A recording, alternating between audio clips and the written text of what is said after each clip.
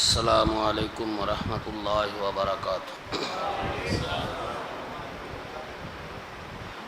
الحمد للہ الذی ہدانا لہذا وما كنا لنهتدي لولا ان هدانا الله اللهم صل على محمد وعلى آل محمد كما صليت على إبراهيم وعلى آل إبراهيم إنك حميد مجيد اللهم بارك على محمد وعلى آل محمد كما باركت على إبراهيم وعلى آل إبراهيم إنك حميد مجيد رب اشرح لي صدري ويسر لي أمري واحلل عقدة من لساني يفقهوا قولي رب زدني علما وفهما وعملا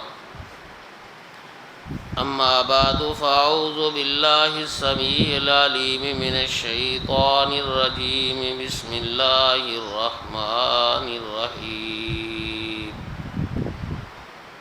فإن آمنوا بمثل ما آمنتم به فقد اهتدوا وَإِن تَوَلَّوْا فَإِنَّمَا هُمْ فِي شِقَاقٍ فَسَيَكْفِيكَهُمُ اللَّهُ وَهُوَ السَّمِيعُ الْعَلِيمُ فَإِنْ آمَنُوا اگر وہ لوگ اس طرح کا ایمان لائیں بمثل ما آمنتم به کہ جس طرح کا تم ایمان لائے ہو اے میرے پیغمبر حضرت محمد صلی اللہ علیہ وسلم کے صحابہ فقد اہتدوا تو بے شک وہ لوگ ہدایت پا جائیں گے وَإِن تَوَلَّوْا اور اگر وہ لوگ اس بات سے پھر جائیں فَإِنَّمَا هُمْ فِي شِقَاقٍ بے شک وہ لوگ دور کی بدبختی میں ہیں فَسَيَكْفِيكَهُمُ اللَّهُ ان کے معاملے میں تمہیں اللہ تعالیٰ ہی کافی ہے وَهُوَ السَّمِيعُ الْعَلِيمُ اور وہ اللہ پاک سننے والا جاننے والا ہے۔ صدق اللہ العظیم وصدق رسولہ النبی الکریم وَنَحْنُ عَلَى ذَلِكَ مِنَ الشَّاهِدِينَ وَالشَّاكِرِينَ وَالْحَمْدُ لِلَّهِ رَبِّ الْعَالَمِينَ ہر قسم کی حمد و ثنا اللہ وحدہ لا شریک کے لیے خاص ہے کہ جو خالق و مالک ساری کائنات کا مشکل کشا اور حاجت روا ہے۔ درود و سلام امام الانبیاء سید الرسل سید کل کائنات جناب محمد الرسول اللہ صلی اللہ تعالی علیہ وآلہ وصحبہ وسلم کی ذات اقدس کے لیے جو پیغمبر رحمت علیہ الصلاۃ والسلام ساری کائنات کے لوگوں کے لیے رہبر اور رہنما ہے۔ جس طرح اللہ وحدہ لا شریک کے علاوہ کسی دوسرے کی عبادت کرنا حرام ہے، بین ہی امام کائنات جناب محمد الرسول اللہ صلی اللہ تعالی علیہ وآلہ وصحبہ وسلم کی ذات اقدس کے علاوہ مخلوق میں سے کسی دوسرے کی غیر مشروط طور پر اطاعت اور فرما برداری کرنا بھی حرام۔ مختصر حمد و صلوات کے بعد اللہ کریم نے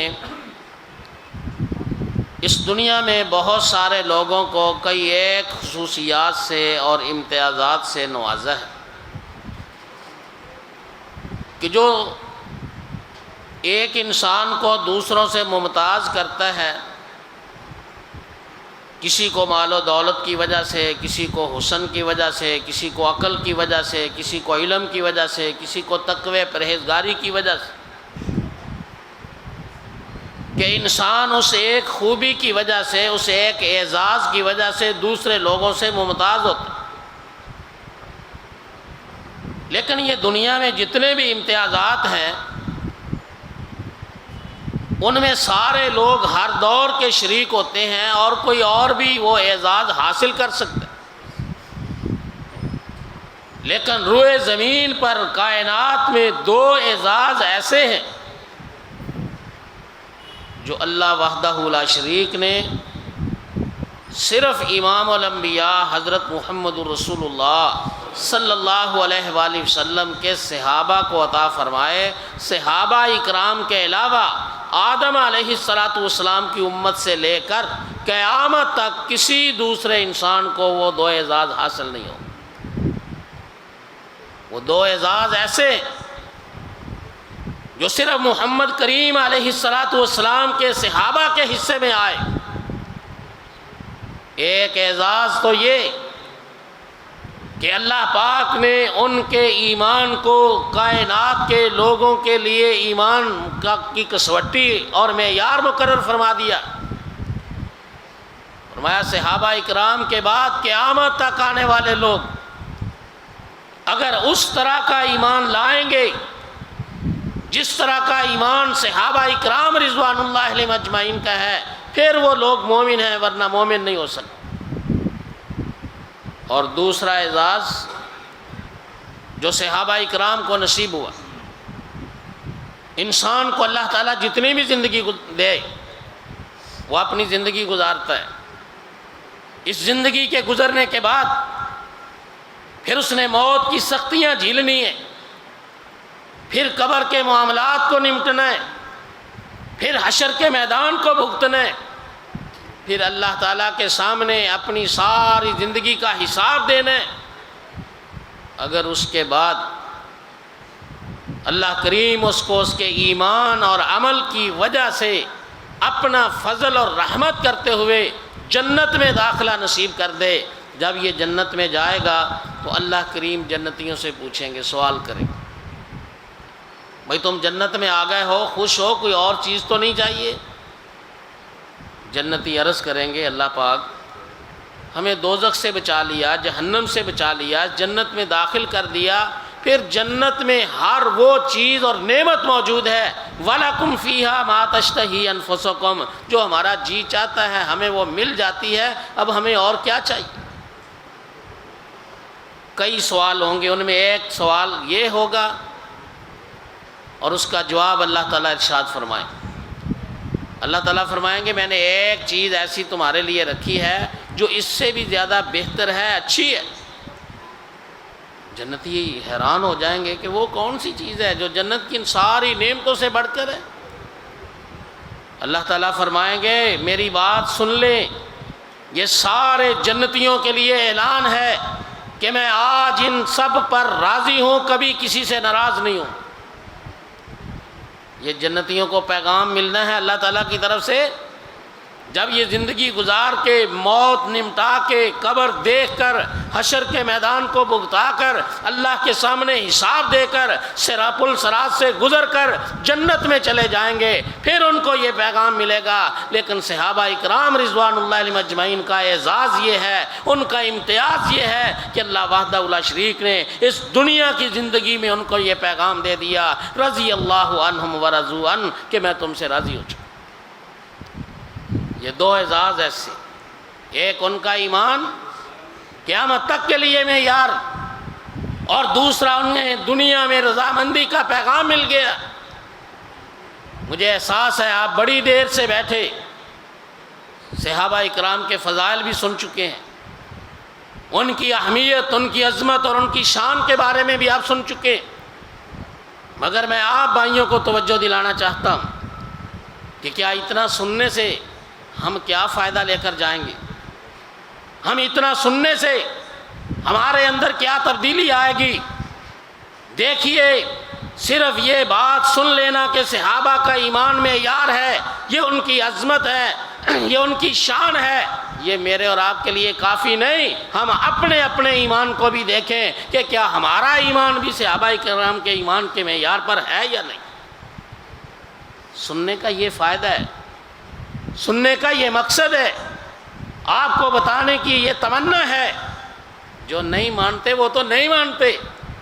لیکن میرے بھائیوں جو ہم مانتے ہیں، ہمیں تو اپنے ایمان کا جائزہ لینا چاہیے، ہمیں تو اپنے ایمان کو پرکھنا چاہیے کہ صحابہ کرام رضوان اللہ علیہم اجمعین کے ایمان میں کیا خوبی تھی، ان کے ایمان کی کیا خصوصیت تھی کہ جس کی وجہ سے اللہ تعالیٰ نے ان کے ایمان کو معیار قرار دیا۔ صحابہ کرام رضوان اللہ علیہم اجمعین کا ایمان، سنن نبی داود میں روایت، امام کائنات جناب محمد الرسول اللہ صلی اللہ علیہ وآلہ وسلم مدینہ طیبہ میں تشریف فرما ہے۔ آپ کا ایک صحابی حضرت قیس بن سعد رضی اللہ تعالیٰ آپ کی خدمت میں حاضر ہوتے، عرض کرتے ہیں اللہ کے رسول صلی اللہ علیہ وسلم، میں ہیرا شہر میں گیا تھا، بصرہ کے علاقے میں، وہاں میں نے دیکھا کہ رأیت الناس یسجدون لمرزبان لہم، وہاں کے رہنے والے اپنے چودھری کو، اپنے سردار کو، اپنے امیر کو، اپنے ایم پی اے کو، اپنے ناظم کو، اپنے رئیس کو، اپنے ایم ایل اے کو، اپنے وزیر کو سجدہ کرتے ہیں۔ اللہ کے رسول صلی اللہ علیہ وسلم، میرے دل میں یہ خیال آیا کہ انتا حق منہ، آپ کا مقام، آپ کی عظمت، آپ کی شان تو اس آدمی سے، اس چودھری سے بہت بڑی ہے، آپ اس بات کا زیادہ حق رکھتے ہیں کہ ان یسجد لک، کہ ہم آپ کو سجدہ کریں، آپ کے سامنے اپنی پیشانی کو جھکائیں۔ اللہ کے رسول صلی اللہ علیہ وسلم، اگر آپ ہمیں اجازت دیں تو ہم آپ کو سجدہ کیا کریں۔ یہاں رک کے میری بات سننا، اس لیے مجھے صرف آپ بھائیوں کو سمجھانا مقصود ہے جو میرے سامنے بیٹھے ہوئے۔ سب سے پہلے اپنے آپ کو سمجھا رہا ہوں، اس کے بعد آپ کے سامنے یہ بات رکھ رہا ہوں۔ حضرت قیس بن سعد رضی اللہ تعالیٰ نے جب یہ سوچا تو خود مدینہ پاک میں آتے ہی نبی کریم صلی اللہ علیہ وسلم کے سامنے سجدے میں نہیں گر گیا کہ بھئی آپ کا شان بڑا ہے، اگر ایک شہر کے، ایک گاؤں کے، ایک گوٹھ کے سردار کو، رئیس کو سجدہ ہو سکتا ہے تو امام الانبیاء کو سجدہ کیوں نہیں ہو سکتا؟ سوچ بھی رہے ہیں لیکن آتے ہوئے سجدے میں نہیں گر گئے، بلکہ محمد رسول اللہ صلی اللہ علیہ وسلم سے اجازت طلب۔ یہ ایمان تھا ان کا۔ وہ سمجھتے ہیں کہ ہم نے کوئی کام بھی کرنا ہے تو محمد رسول اللہ صلی اللہ علیہ وسلم سے پوچھ کر کرنا، آپ کی اجازت سے کرنا ہے، آپ کی مرضی کے خلاف کوئی عمل نہیں کرنا۔ آ کے اجازت طلب کی، رسول پاک صلی اللہ علیہ وسلم نے فرمایا قیس مجھے اس بات کا جواب دو، لو مررت بقبری اتسجد لہ، جب میں فوت ہو جاؤں، اس دنیا سے چلا جاؤں تو میری قبر کے پاس سے تیرا گزر ہو تو کیا تو میری قبر کو بھی سجدہ کرے گا؟ اب اللہ کے رسول بیان فرما رہے ہیں میں نے فوت ہو جانا ہے، میری قبر بننی ہے، میں نے قبر میں دفن ہونا ہے۔ صحابی رسول سن رہا ہے اور اس کا ایمان میرے اور آپ کے لیے معیار ہے۔ صحابی نے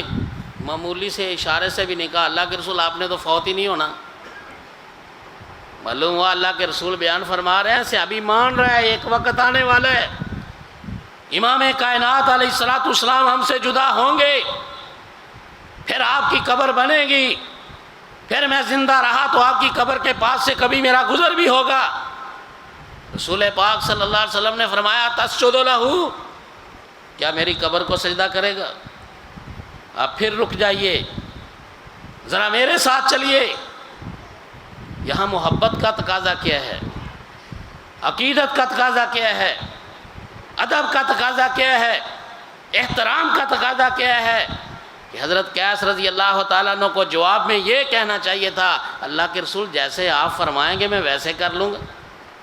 یعنی یہی کہنا چاہیے تھا نا میرے اور آپ کے معاشرے کی ثقافت اور رسم و رواج کے مطابق کہ حضور جیسے آپ فرمائیں گے میں ویسے عمل کر لوں گا۔ لیکن نبی کریم علیہ الصلوۃ والسلام کے سوال کے جواب میں حضرت قیس بن سعد رضی اللہ تعالیٰ نے عرض کیا، سنن نبی داؤد حدیث کے الفاظ ہیں، حضرت قیس فرماتے ہیں اللہ کے رسول نہیں، میں آپ کی قبر کو سجدہ نہیں کروں گا۔ کیوں؟ امام کائنات علیہ الصلوۃ والسلام اپنے صحابہ کا یہ عقیدہ بنا چکے ہیں، ان کے ایمان کا حصہ بنا چکے ہیں، ان کو یہ بات سمجھا چکے ہیں کہ لوگوں کسی کی بھی قبر کو سجدہ نہیں کیا جا سکتا، خواہ وہ قبر محمد رسول اللہ کی ہی کیوں نہ۔ اور اس روئے زمین پر محمد رسول اللہ صلی اللہ علیہ وسلم کی قبر سے بڑھ کر اور کس کی قبر زیادہ عزت والی ہو سکتی ہے؟ کس کی قبر زیادہ شان والی ہو سکتی ہے؟ یہ تھا صحابہ کا ایمان کہ جہاں عقیدت قربان کر دی، محبت قربان کر دی، ادب و احترام کے سارے تقاضے قربان کر دیے، جو محمد کریم علیہ الصلوۃ والسلام نے عقیدہ دیا ہے، جو آپ نے نظریہ دیا ہے، جو رسول پاک صلی اللہ علیہ وسلم نے صحابہ اکرام کا ایمان بنایا ہے، اس پر اس قدر مضبوطی ہے، اس پر اس قدر یقین ہے، اس پر اس قدر پختگی ہے کہ امام کائنات علیہ الصلوۃ والسلام کے سوال کے جواب میں عرض کر رہے ہیں، اللہ کے رسول میں آپ کی قبر کو سجدہ نہیں کروں گا، آپ زندہ ہیں، مجھے اجازت دیں تو میں سجدہ کر لوں۔ رسول پاک صلی اللہ علیہ وسلم نے فرمایا نہیں، قبر کو بھی سجدہ جائز نہیں، کسی زندہ کو بھی اللہ کے سوا جائز نہیں۔ اگر کسی کو بھی اللہ کے سوا سجدہ کرنا جائز ہوتا، فرمایا میں بیویوں کو حکم دیتا کہ اپنے اپنے خامدوں کو سجدہ کیا کریں، لیکن یہ مسئلہ ہے کہ سجدہ صرف اللہ وحدہ لا شریک کا حق۔ مجھے واقعہ سنانا مقصود نہیں، میں صرف آپ بھائیوں کی توجہ دلا رہا ہوں، عقیدہ اس قدر مضبوط، ایمان ایسا لائیں۔ آج ہم دیکھیں کہ ہمیں جو اللہ کے رسول نے تعلیم دی ہے وہ قرآن کی شکل میں ہو، وہ حدیث کی شکل میں ہو، کیا ہم اس پر اسی طرح پکے پختہ اور مضبوط ہیں جس طرح قیس بن سعد رضی اللہ تعالیٰ عنہ تھے؟ یا ہم قرآن اور حدیث کو، اللہ اور اس کے رسول صلی اللہ علیہ وسلم کے فرامین کو برادری کی وجہ سے چھوڑ دیتے ہیں، دوستوں کی وجہ سے چھوڑ دیتے ہیں، اپنی خواہشات کی وجہ سے چھوڑ دیتے ہیں؟ ایمان صحابہ کا معیار ہے اور اس کا تقاضا یہ ہے، جو اللہ اور اس کے رسول صلی اللہ علیہ وسلم نے تمہیں عقیدہ دیا ہے، جو نظریہ دیا ہے، جو پیغام دیا ہے، جو حکم دیا ہے، اس پر مضبوطی سے پکے ہو جاؤ، اس پر مضبوطی سے ڈٹ جاؤ، پھر دنیا جہان کا کوئی تعلق تمہیں اللہ اور اس کے رسول صلی اللہ علیہ وسلم کے فرامین سے ہٹا نہ سکے۔ صحابہ اکرام کا ایمان کیسا تھا؟ ابھی آپ سن رہے تھے، اللہ کے رسول صلی اللہ علیہ وسلم ایک گھوڑے کا سودا کرتے ہیں، گواہی دینے والا کوئی بندہ موقع پر موجود نہیں، حضرت خزیمہ بن ثابت انصاری رضی اللہ تعالیٰ عنہ نے گواہی دی۔ جب رسول پاک صلی اللہ علیہ وسلم نے پوچھا، صرف اتنی بات عرض کی، اللہ کے رسول میرے ایمان کا تقاضا تھا، جب میں نے آپ کا کلمہ پڑھ لیا، آپ کو نبی مان لیا، آپ کو رسول مان لیا، پھر میرا حق بنتا تھا کہ میں آپ کی بات کی تصدیق کروں۔ آج ہماری حالت کیا ہے؟ ہم اللہ کے رسول کی بات کو چھوڑ دیتے ہیں اس لیے کہ یہ ظنی ہے، آج ہم حدیث کا انکار کر دیتے ہیں اس لیے کہ یہ خبر واحد ہے، آج ہم حدیث کو اس لیے چھوڑ دیتے ہیں کہ یہ علم یقینی کا فائدہ نہیں دیتی۔ ذرا سوچ تو صحیح، میرا تیرا رب کہہ رہا ہے فَإِنْ آمَنُوا بِمِثْلِ مَا آمَنْتُمْ بِهِ فَقَدِ اهْتَدَوْا، اگر ایمان والے ہونا چاہتے ہو، ہدایت یافتہ بننا چاہتے ہو، پھر اس طرح کا ایمان لاؤ جس طرح کا خزیمہ بن ثابت انصاری کا ایمان۔ آج ہم سنتے ہیں حدیث، رسول پاک صلی اللہ علیہ وسلم کا فرمان سنتے ہیں،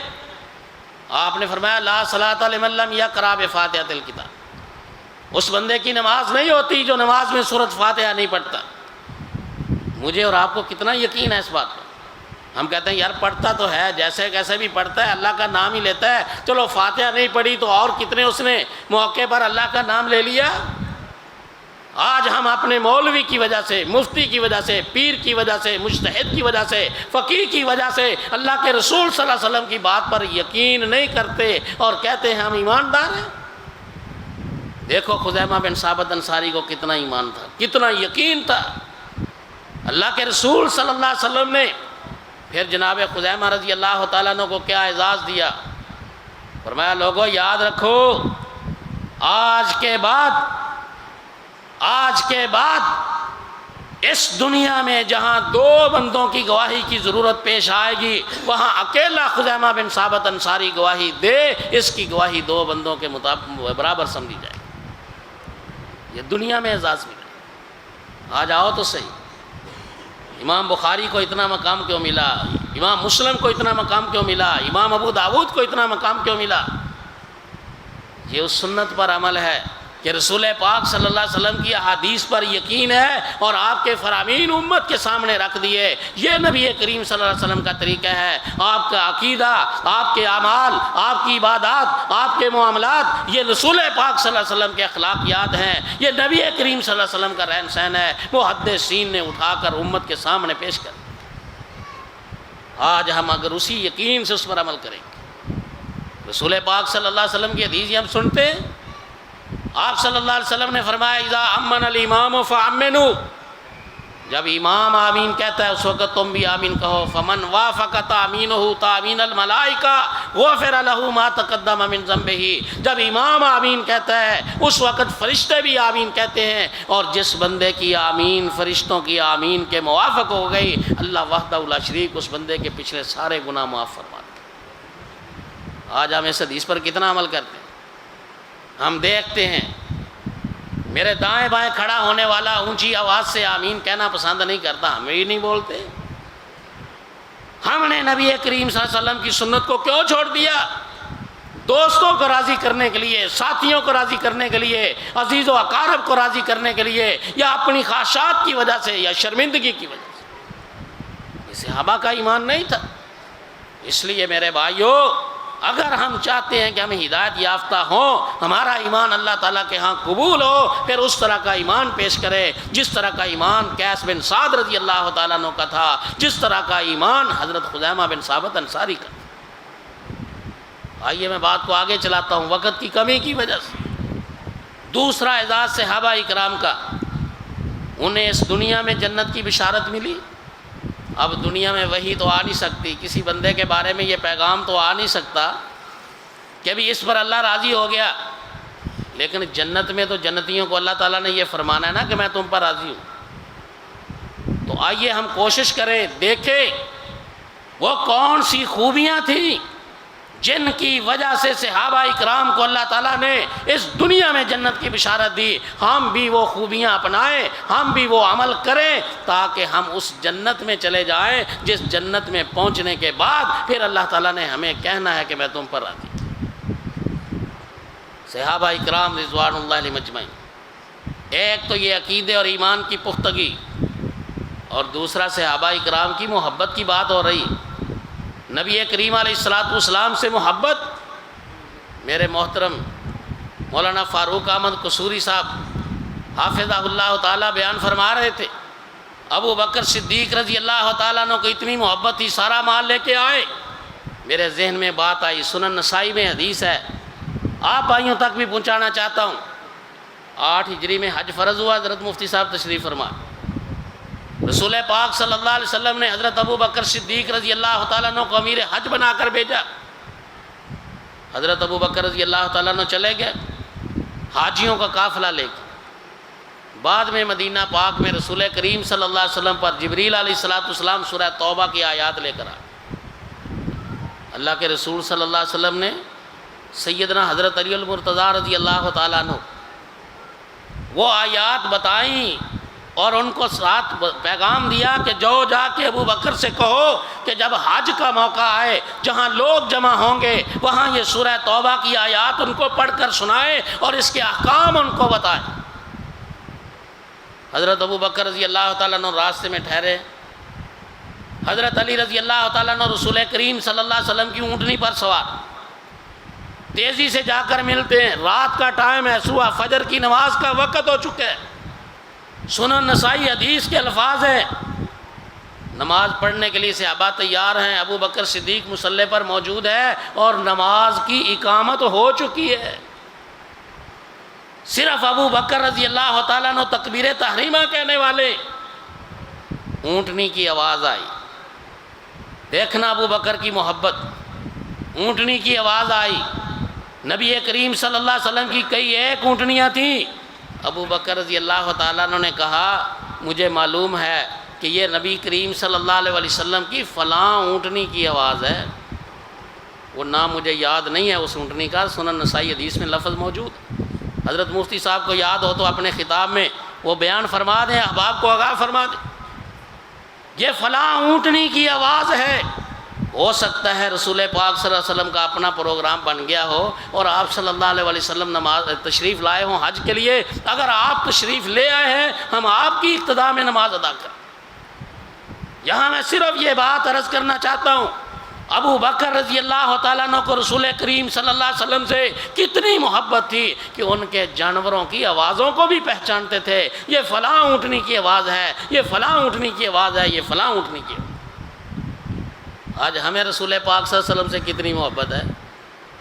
ہم نبی صلی اللہ علیہ وسلم کے لباس کو نہیں پہچانتے، نبی صلی اللہ علیہ وسلم کی نماز کو نہیں پہچانتے، ہمیں نبی صلی اللہ علیہ وسلم سے کتنی محبت ہے، ہم رسول پاک صلی اللہ علیہ وسلم کے رہن سہن اور معاملات کو نہیں پہچانتے۔ وہ صحابہ اکرام تو وہ تھے جو آپ صلی اللہ علیہ وسلم کے جانوروں کی آوازوں کو بھی پہچانتے، کمال کی محبت۔ اور اس سے اگلا جملہ میں آپ بھائیوں کے لیے کہہ جاؤں، جب حضرت ابو بکر رضی اللہ تعالیٰ نے یہ بات کہی، صحابہ اکرام نے دیکھا تو حضرت علی المرتضیٰ رضی اللہ تعالیٰ نے، حضرت ابو بکر صدیق رضی اللہ تعالیٰ نے فرمایا، علی تم امیر بن کے آئے ہو یا مامور بن کے آئے ہو؟ یعنی تمہیں ہمارا دے دی گئی، اس حاجیوں کے قافلے کا امیر مقرر کر دیا گیا، یا تم میرے تابع بن کے آئے ہو؟ اگر تم امیر بن کے آئے ہو تو آؤ پھر مصلی پر نماز تم پڑھاؤ، اس لیے کہ تمہارا حق بنتا ہے۔ حضرت علی رضی اللہ تعالیٰ نے فرمایا، نہیں، میں امیر بن کے نہیں آیا، میں تمہارے تابع بن کے آیا ہوں، مامور بن کے آیا ہوں، میں تو صرف یہ پیغام لے کر آیا۔ یہ ان لوگوں کے لیے بہت بڑا پیغام ہے جو کہتے ہیں ابو بکر رضی اللہ تعالیٰ نے خلافت چھین لی تھی۔ اگر چھین لی تھی تو ابو بکر کو تو شوق ہی نہیں تھا، وہ تو خود پیش کر رہے ہیں، اگر تم امیر بن کے آئے ہو میں پیچھے ہٹ جاتا ہوں تو مصلی پر آ۔ اور یہ شوق علی المرتضیٰ کو بھی نہیں تھا۔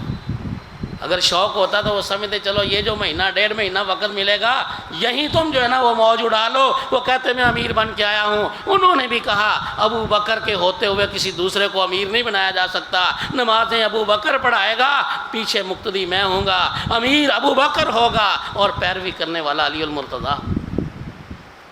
یہ تو 1400 سال بعد لوگوں کو ہوش آیا بھی کس نے چھین لی، کون لے گیا۔ لیکن بہرحال میں آپ کو جو توجہ دلانا چاہ رہا ہوں، صحابہ کو محبت،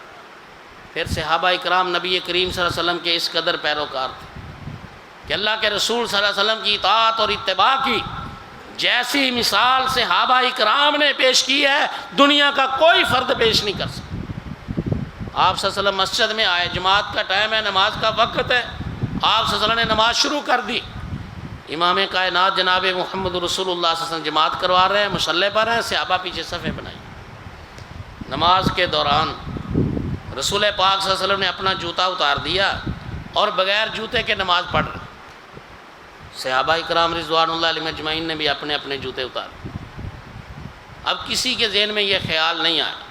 کسی نے نہیں سوچا بھی نماز سے فارغ ہوتے ہیں پھر آپ سے مسئلہ پوچھ لیں گے کہ اللہ کے رسول نماز میں جوتا پہننا چاہیے یا نہیں پہننا چاہیے۔ اتنی دیر بھی انتظار نہیں کیا، جو ہی رسول کریم صلی اللہ علیہ وسلم نے اپنا جوتا اتارا ہے صحابہ اکرام نے بھی اپنے اپنے جوتے اتار دیے، نماز سے فارغ ہوئے۔ پیارے حبیب علیہ السلام نے سوال کیا، میرے صحابہ آپ نے اپنے جوتے کیوں نہیں اتارے؟ صحابہ عرض کرتے ہیں بے خالے نے آلے کا یا رسول اللہ، اللہ کے رسول آپ نے اپنا جوتا اتار دیا، ہم نے بھی اتار دیے۔ آپ نے فرمایا بھی مجھے تو جبریل نے آ کر بتایا کہ میرے جوتے کو گندگی لگی ہے، صاف نہیں ہے، آپ نے کیوں اتارے؟ لیکن یہاں سے جو بات میں آپ بھائیوں کو سمجھانا چاہ رہا ہوں اور کوشش کر رہا ہوں کہ صحابہ اکرام نے نبی کریم صلی اللہ علیہ وسلم کی اطاعت اور فرما برداری کس طرح عمل کرتے ہوئے دیکھ لیا، اسی طرح اسی وقت مان لیا، ذرہ برابر بھی تعمل نہیں کیا، ذرہ برابر بھی توقف اور لیٹ نہیں کیا۔ ہم بعد میں پوچھیں گے، جیسے آپ فرمائیں گے ویسے کر لیں گے۔ یہ میرے اور آپ کے لیے پیغام ہے،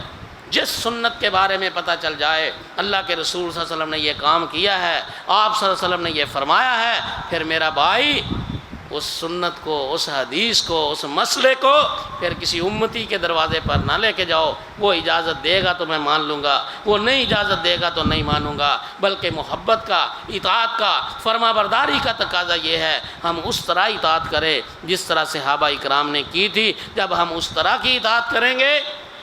پھر ہم ان لوگوں میں اللہ تعالیٰ ہمیں شامل فرما دے گا جن کو اللہ کریم نے جنت کی چار دیواری میں یہ بات کہنی ہے کہ میں تم سے راضی ہوں، کبھی ناراض نہیں ہوں گا۔ اللہ تعالیٰ سے دعا ہے اللہ کریم مجھے بھی، آپ سب بھائیوں کو بھی صحابہ اکرام جیسا ایمان نصیب فرمائے اور ان خوش نصیبوں میں شامل فرما دے جن سے اللہ راضی ہے۔ اقول قولی ھذا واستغفر اللہ لی ولکم۔